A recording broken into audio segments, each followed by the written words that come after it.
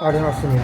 战火下的俄罗斯值得去吗？10天9晚的旅行，我的结论是值得。俄罗斯的旅行完全超出我的预期，它的丰富、新奇、独特，甚至超过了日本与欧美。去之前，我和大部分国人一样，对俄罗斯的印象是战争、恐袭、陈旧、冷漠。10天9晚的飞机、火车、游船、包车，游走在莫斯科和圣彼得堡，感受到的俄罗斯完全是现代化的、安全的、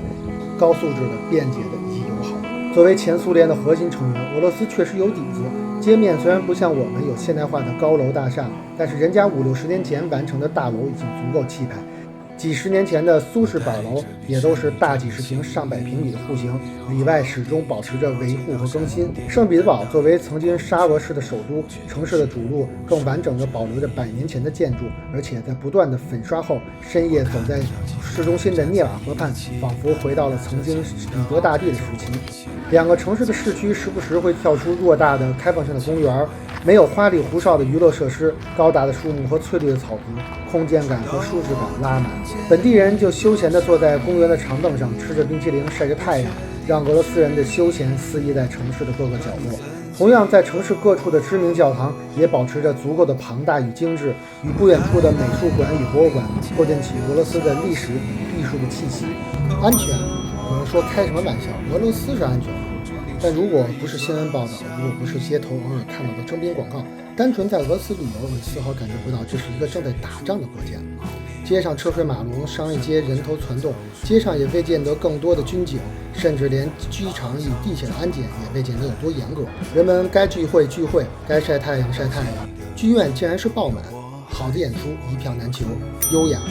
和我以为的社会主义国家的传统与保守不同，俄国人有着更多的优雅、高级、自信与傲慢，保持着日常生活的休闲感，也懂得享受生活的阳光与咖啡。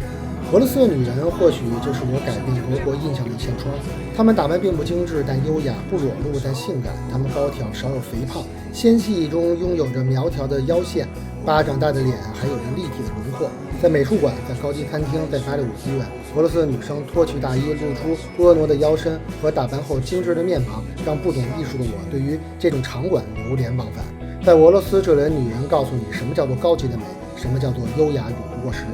饱和。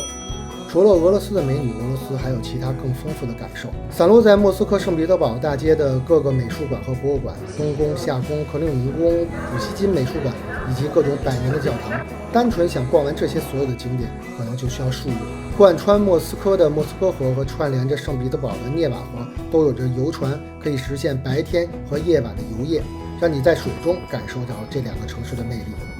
俄罗斯的军事之旅可以实现让你坐喷气式飞机、开主战坦克、打火箭炮以及各种机关枪、狙枪、手枪的射击。比起欧美和国内，俄罗斯的每一个项目都有更多的器械的选择，而且有着更低的价格。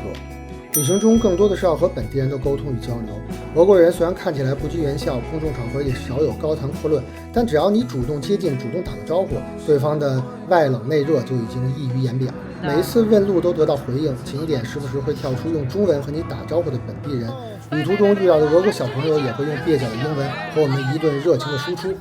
偶尔记录下本地人的生活，当他们知道你的摄影是不要钱后，会开心地加你联系方式，索要照片。莫斯科就是大多数人心中的老苏联的样子，它甚至让我看到了北京的影子。但相比北京，莫斯科的建筑一点都不会陈旧，反而让你觉得它是在做复刻。这不得不说，俄罗斯在建筑上的维护和城市一致性上做了很大的功夫。它确实是一个曾经富裕过的国家，它有着自信。城市未必要呈现更多新式的高楼大厦，他们将老城完整的维护，将 CBD 延伸到老城之外。这种一新一老，恐怕就是俄罗斯建筑上的魅力。这里的人们也够欧化，其实他们就是欧洲人，有着欧美人的思维，保持着欧美人的慵懒，但又有点像德国人的那种严肃。当你走近时，又看到老美的那种开朗。说了这些，我还是建议你真正到俄罗斯走一走，去看看苏式的莫斯科，去感受下完全欧式的圣彼得堡，去接触一下本地人，你才能真正体会到什么是真正的俄罗斯。